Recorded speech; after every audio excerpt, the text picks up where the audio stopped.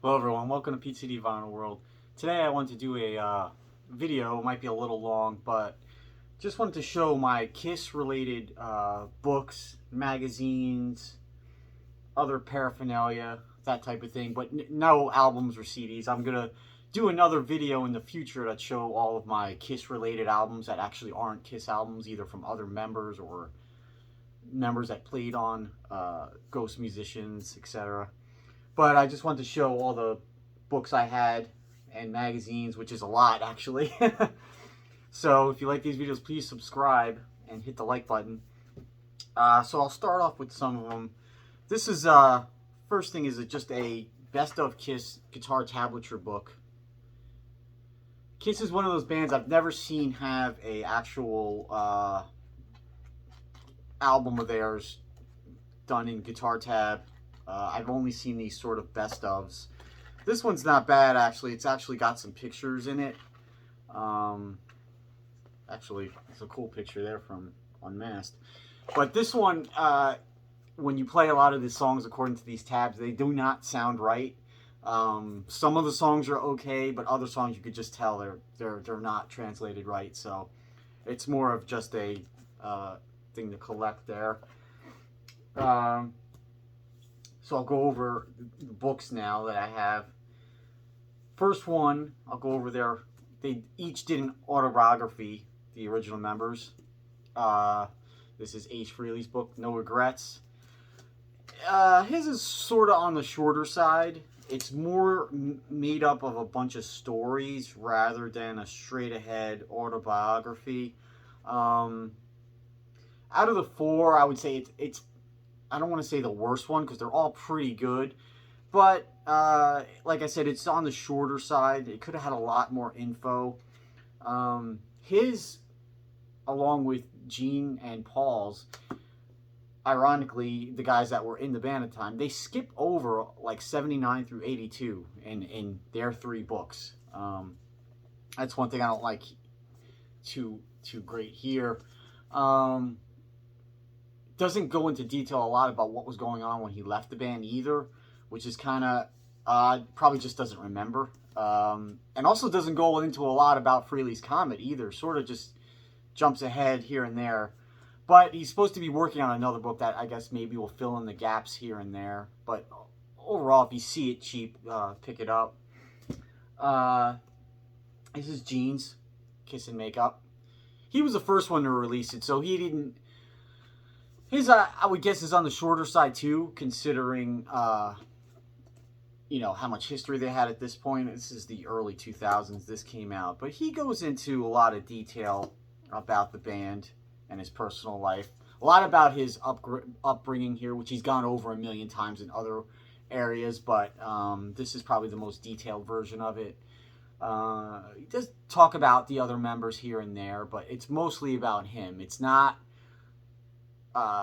you would think it would be more about like Kiss the band, but there's a lot of Kiss and there's a lot of personal stuff in here. But like I said, his was the first, so he probably didn't have a lot to compare to. He didn't know what the others were gonna do, but yeah, that's pretty good. Peter Criss's Make Up to Break Up. His, I would say, is the most enjoyable, even though people say that a lot of his information he put in here was kind of BS. But the thing about his is, out of all four of their autobiographies, his goes into what I said, 79 through like 83 the most, and he wasn't even in the band then. So that's why his is kind of interesting. You never really heard about what was going on with him during the 80s, and this book sort of goes into that a lot. He has a lot of crazy stories, even got involved into some mob stuff where you'd have to read the book to get into it. But yeah, his is pretty good as well. And then I think Paul was the fourth one, the longest, because Paul likes to talk about himself a lot, right? Again, it has a lot of detail about his life, which is good, and a lot about the band. But yeah, you've heard all about his book. this book came out. It's called Nothing to Lose. And this whole book is strictly from the inception, kind of like the end of Wicked Lester through Destroyer, I believe. So it's basically their rise to fame. And it's got anecdotes and interviews with everyone you can think of that was involved with the band at the time, the band members. Really great detailed book for this period. I wish they would do another book that says covers from like 77 through like 83 to get more detail. That's the period that I think most people are dying for, and they are coming out with the Creatures of the Night box set later on this year. But this book is definitely good and detailed. I mean, we've had enough stuff about the early days. You know, it's just too much after a while. Go into some of the stuff that nobody knows about, but it's pretty good detailed book. This book, Behind the Mask, this came out right after the reunion tour. It gives a short, not that short, but they went in through their career for about maybe a quarter of the book.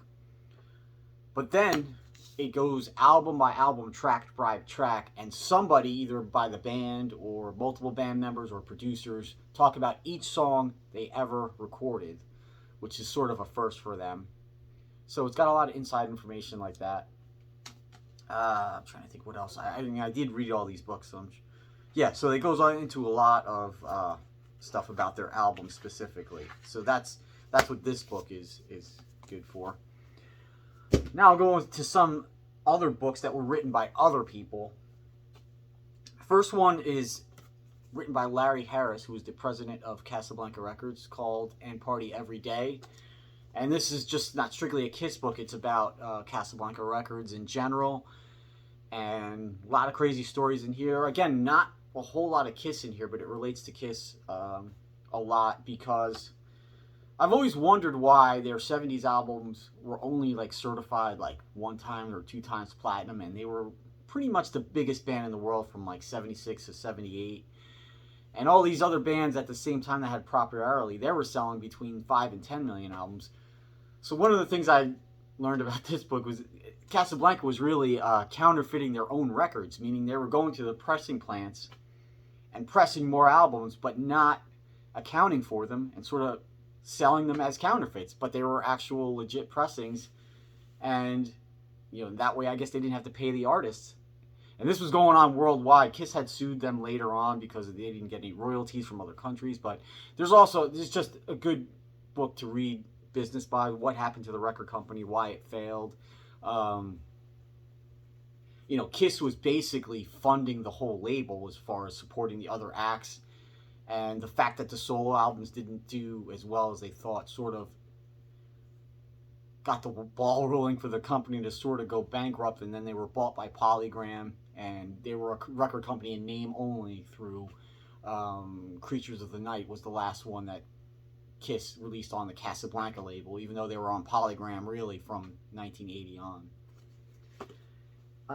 Next book, or actually 2 books, they're called Black Diamond 1 and 2. This is written by Dale Sherman. These came out in the 90s. You have to remember, back in the 90s, there was really no books that had been written about the band. There were a couple little 70s sort of quick reading books that were more geared towards kids.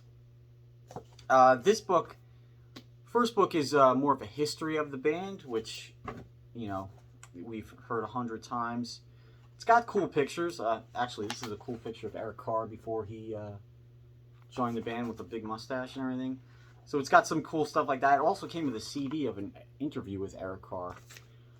So getting books like this in the 90s was pretty exciting at the time because there was nothing out there for fans. Then this part is Black Diamond 2, which goes into more of the recording of the albums. And also there's a huge section about different appearances by either band members or other members of that played on albums, or other musicians that played on their albums, their releases. There's a bootleg section, there's tour dates, VHS bootleg releases, all kinds of cool stuff in here. So, and pictures that you don't really see in any other book. So I don't know if these books are still around. You'll probably find them used somewhere. Next book up is Kiss and Sell. Probably the best Kiss book, or at least my favorite. This was written by Chris Lent, who was part of Howard Marks, their business managers from Destroyer through Crazy Night, sort of. So this gives all the inside information about their businesses and cost of touring, cost of albums, how Gene and Paul were struggling in the 80s, even though they potentially were millionaires themselves, because Kiss, they were smart about it. They were one of the first bands to actually make their band a corporation rather than sort of themselves being invested in it. So it's a very interesting book, very detailed, very I don't want to say minutia, but there's a lot of stuff in here that it's not just the history of the band, it's the inside part where you're going into the financials and some of the personal stuff. But definitely an interesting book. Don't know if this is still available, but I would pick it up if you see it used. Not a Kiss book, but this is a book called Van Halen Rising by Greg Renoff, about the early days of Van Halen all the way through when the first album was released. But there's a cool story in here, if you know that Gene Simmons discovered Van Halen. He actually had Van Halen audition at Kiss's LA Forum show, and they auditioned on Kiss's equipment. So that was a fun fact I didn't know from this book. I don't know if Eddie brought his guitar or used Ace's guitar, but I'm pretty sure from this book it said that Alex used Peter Criss's drum set. So that and the LA Forum show were part of Alive 2 was recorded. So that's kind of a fun fact. And Paul did not want Bill Aucoin to sign Van Halen. He thought all his attention would go to them. So I wonder what would have happened if Van Halen had signed with them 2 years earlier than Warner Brothers Records. Who knows? But this is a book that came out just a couple years ago. It's called Take It Off. This is strictly the Unmasked years or Unmasked albums, so it goes into detail about those albums. Pretty good read, and it's got some cool pictures. A lot of comments from Bruce Kulick and Eric Singer, I think, in here. So it's basically all these albums that it covers. Next book is considered like one of the holy grails as far as Kiss books. This is very rare now. This is called Kiss Alive Forever, and this is basically goes through tour by tour and tour date by tour date, and it gives either a description of who was the opening act, anything significant happened, like there was an accident and one of the risers didn't work, and it gives set lists as well. And so this goes all the way through 2002, which is fine because after that, pretty much everything's been well documented. Everything's been well documented pretty much since the early 90s as far as set lists and all of that. So this book is a really cool book, and it's got in the back it does have lists of statistics of like how many songs, how many times they were played, all their opening acts, etc. So this is sort of like a reference Bible if you can find that. Next book is written by Julian Gill. He runs the Kiss FAQ. I'm not sure if you've ever visited that. And this is strictly about the 4 solo albums, Gene, Ace, Peter, and Paul. Goes into a lot of detail about those albums with commentary from people who played on them, even people who just played, like, say, one bass on one song or drums on one song. So it's got a lot of detail about all the albums. So if you're into that, you can pick that up. And also by Julian Gill is Odyssey, which is all about The Elder. So a lot of cool facts about the recording of that album, what went into it. There's even cool stuff about their potential tour, which would have had all of these cool stage props and everything. Also, one thing I didn't know was The Elder was supposed to have a bunch of dialogue between songs. And they actually recorded it, and the actor that played the child on The Elder, the character, was the kid in, if you remember the movie Meatballs, the kid Rudy. So that was that was the actor, and he was also in a movie called My Bodyguard in the early '80s. So that was the actor that would have done the voiceovers. The only thing that showed up from the dialogue was at the very end of the album. You have those two guys that say, "Oh yeah, he's going to be a really good whatever." That's the only thing that ended up from the dialogue. But pick that up. You see it. Next two items are pretty cool. These are tour itineraries. So these were given to like the crew members about a certain leg of the tour, dates where they're staying, and blah blah blah, phone numbers, etc. This is from the farewell tour. This was Psycho Circus. This is 98 through 99. So this one's a farewell tour. So this one though, it's kind of cool because, as you know, Tommy Thayer was their tour manager from the late 80s on, and his actual cell number is in here. I've never tried calling it or anything, but I wonder if it's still the same. Be pretty funny. So now I'll go through some of the magazines I have. Kiss is one of those bands that had a lot of special magazines through the 70s, the 80s, even through the 90s. So I'll go through these. This is from 98, so this is around Psycho Circus. That's Hit Parader. I don't know how much long Hit Parader lasted after this. Couldn't have been that long. I don't remember them being on. This is sort of a, I don't know if it's a book. It's just called Kiss Live, and it's got a bunch of photographs. I think it was made sometime in the, yeah, it has to be the 90s because it has a picture of Alive 3 in here. I'm not sure what this is or what it's supposed to do or where. There's even some pictures of like this guy's from a tribute band. He's not even Gene. So I don't know what the deal is with this, but you see this a lot in the collector conventions and things like that. But I had picked it up. I don't even remember when I got it, to be honest with you. This is a Guitar World with Ace on the cover. I think this is 97. So this is reunion tour era. I collect all that stuff too. They're on the cover. This is Gene and Paul on Guitar World. Guitar for the Practicing Musician with Anthrax. That's the Revenge era. Or a couple years later. 93. Yeah, about a year or two later. This is a Metal Edge. Again, this is reunion tour.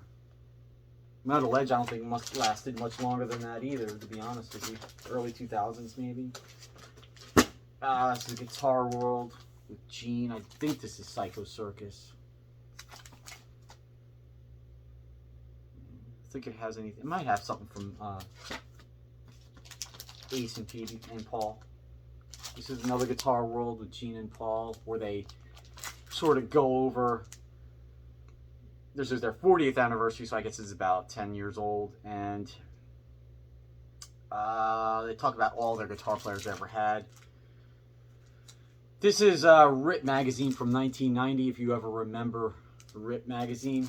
They were kind of a cool, glossy magazine, and this is them. If you remember, they put on the makeup for the Rise to It video. So that's them, where Gene had sort of like a part of his Dynasty costume, and Paul had like his love gun. Nothing matched. It was kind of ridiculous. What's this from? This is from the farewell tour. This is like a local New Jersey magazine called Jersey Style. I guess Kiss was playing, yeah, the Sovereign Bank Arena in Trenton, New Jersey, right by me. That's from there. They were on the cover of Spin. This is 96 reunion era. I think I only have Peter's and Gene's. They did all four. Let's see here.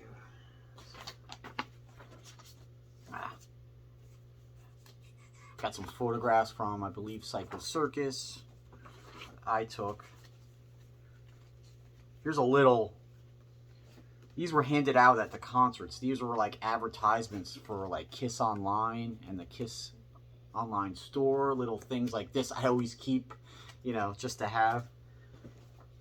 These things, these were part of a newsletter thing back in the, I guess it was 1990, because this is 1990. So you would, part of this collectors network, and they would have like interviews and photographs, but this thing was like mailed to you every month, and I kept all of them.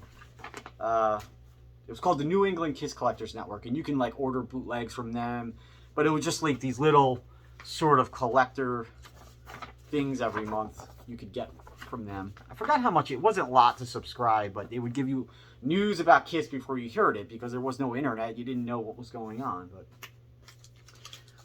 okay, this is a Kiss like poster book from, I guess, the Revenge era, but it had posters from all the eras. And look what's on the back, Wild Side. That's kind of a obscure band, advertising them. It's another magazine called Kiss Live.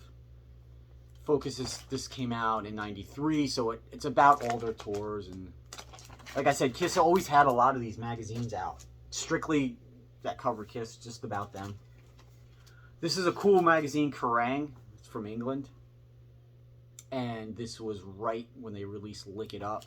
So this magazine probably has the most information I've ever read about Lick It Up as far as the in-depth recording of it and blah, blah, blah. So that's a cool magazine to pick up if you ever see it. I don't know if you can. Let's see. What do we got here? Okay, this must be Psycho Circus, so the outfits, but this is another Kiss dedicated magazine and poster book. And a cool, oh, this is some confetti from one of the concerts. Alright, this is, let's see here. What year is this? Not sure what year is this. Probably Psycho Circus. This is Official Kiss magazine. And this is Official Kiss magazine number 2. This must be around 99 because the back has the advertisement for Detroit Rock City movie. Well, I didn't realize how many they put these out in the 90s. How many they put out. This is a Metal Edge. Just a regular Metal Edge, but they're on the cover. Another Metal Edge for them, with them on tour. It's another official Kiss magazine. This is the Detroit Rock City official Kiss magazine. And I also have a couple other books in this bin. This was a book that came out in the 90s, I believe, and it was sort of a collectibles guide at the time. Just fairly, you know, you didn't really have any other information at the time. Trying to think, see real quick if there's any prices of these things and see how much they've gone up. Yeah, so they have like promotional posters from 1975, a Canadian poster, $30. Now it'd probably be like, you know, $300 to $500. Trying to think what year this book came out real quick.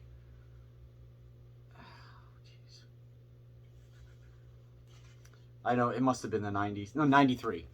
And these were the same people that ran that collectors network that sent these out. So these next books, essential if you're a Ace fan. So these are called Kiss and Tell, not to be confused with Kiss and Sell. So these are both written by two guys that basically were Ace's best friends during the 80s. One of the guys grew up with Ace, so he has a lot more older stories. The other guy, G. Gordon Geppard, he's probably known in the Kiss world as, he played with Ace. He played keyboards on Second Sighting, and he also managed Ace later on. So they got into it later on in lawsuits and this and that, but there are a lot of crazy stories about Ace in these books. You wouldn't believe some of them. I'm not even sure if some of them are true or not, but if you ever see these books, pick them up if you're an Ace fan. Okay, another hit parader here. Kiss Strike. I believe this is some sort of fanzine that came out. Back in the 80s and early 90s, there was a lot of self-made fanzines, especially in other countries. This is pre-internet, so this is their only way for fans to communicate or print magazines, this and that. This is a Guitar World's Legends magazine dedicated to Kiss, so it has about 6 or 7 of their songs in here. It's pretty cool. some Metal Madness dedicated to Kiss. Again, a lot of this stuff was still coming out during like Hot in the Shade, Revenge. This is a magazine dedicated to the Kiss guitar players. This is pretty cool. I remember that one. Something called Metal Muscle. Don't remember exactly when these came. Look at these Epiphones on the back. Kind of like shred guitars. This is a Guitar School. It's Revenge era. Remember buying that one. Don't know exactly what this is. Kiss Museum 06. I think it's just licensed, officially licensed products you can order and stuff. There's Ace on the cover of Guitar World with Slash. This is an old hit parader from the Dynasty era with Ace on the cover. I thought that was pretty cool that they put him on the cover. Queen Live Killers on the back. It's another Kiss magazine, poster magazine, etc., etc. All these magazines had cool interviews with them too. Okay, so this one, Guitar World, Ace Frehley kissed off. So this is right after Revenge era. This is when Gene and Paul were sort of bad-mouthing Ace and blah, blah, blah, and Peter.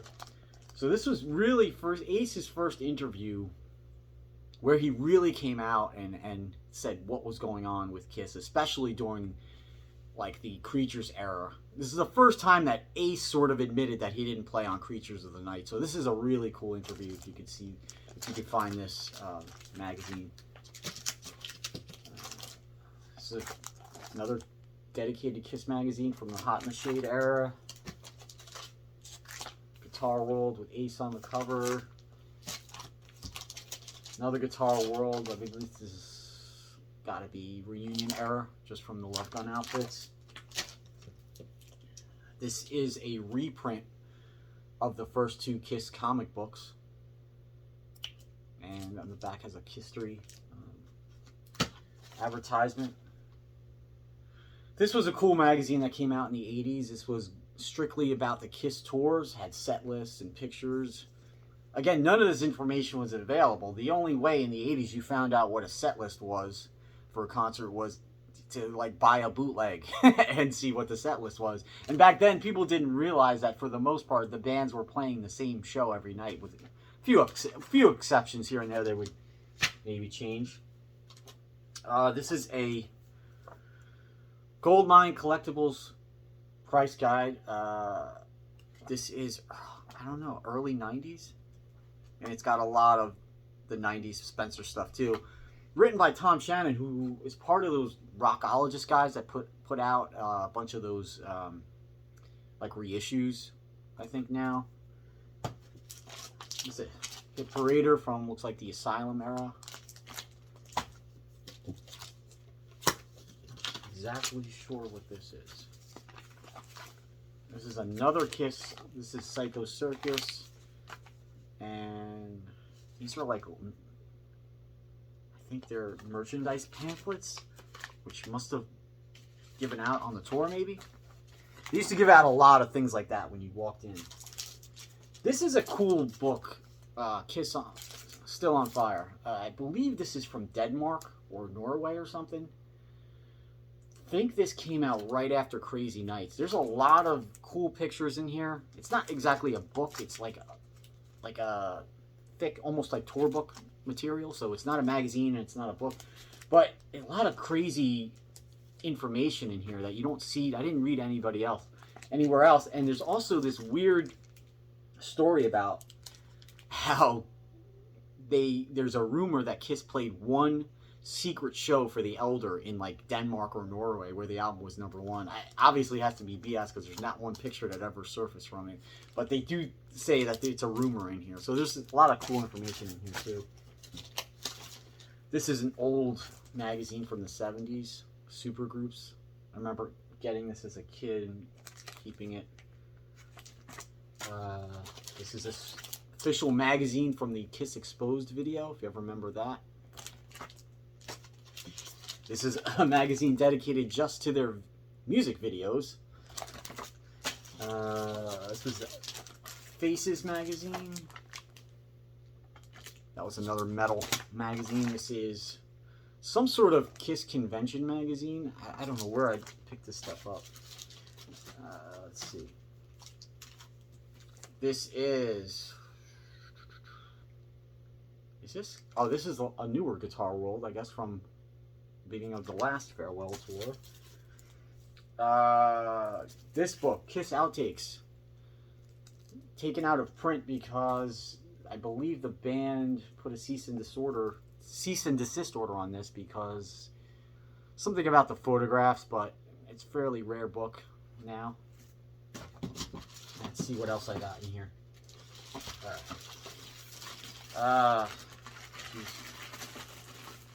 This is the End of the Road tour book. Of course, I kept the bag because it's got a Kiss logo on it. Yeah, I got so much stuff out here now. This is a 2002 calendar. I keep these old calendars because they got cool photos and stuff like that. 2001, 2000. Let's see. This is probably one of the coolest things I had. They did a huge auction around the year 2000, maybe? Yeah, 2000. Where they auctioned up stuff from their warehouse. I mean, everything from drawings of stage shows to handwritten lyrics to actual drum sets and guitars. This was the book that had the auction lots and everything. And the book since has become a collectible. So you could buy like stage outfits, everything. There's so many things, pieces of memorabilia. So this is just cool to look through to see all the stuff that they still had. Yeah, so this is I think one of the coolest items I have as far as books, magazines. Here's some of Paul's guitars. Remember, you recognize those from Creatures of the Night tour. This was the first farewell tour book, the 2000, which I think this is actually their best tour book, I would say. Their last one was pretty good too, but this documents like every tour. So I always thought this tour book was really good. This is a local Atlantic City paper. These are on the Aquarian. If you remember the Aquarian, if on the East Coast, sort of an East Coast musicians magazine. They did some interviews with them. Let's see what else I got. Bunch of these Psycho Circus 3D glasses. If you remember the Psycho Circus tour, they had moments where they projected stuff onto a screen where it was 3D. When you put the glasses on, see, and it actually works. Some people said it didn't work. I always thought it worked. But I must have seen them somewhere early on in the tour. I saw them at the Meadowlands in New Jersey, and they would just have these glasses laying out on a table. You could take as much as you want. But apparently later on, they gave them out one by one as you walked in. But I was at one of the early dates, so I was able to grab a handful. My brothers were able to grab a handful. And then my final two items are Psycho Circus tour book, which is okay, and this is the Worldwide Reunion tour. I think they had a bunch of different versions of this from what I remember, but they're just simple tour books, nothing like their farewell ones. Those are much better. So that's it. That's my Kiss magazine and book collection. Like I said, I'll be getting together a album or distant relative album of Kiss releases. So hopefully see that soon. Again, if you like these videos, please subscribe. I'll talk to you later. Thanks.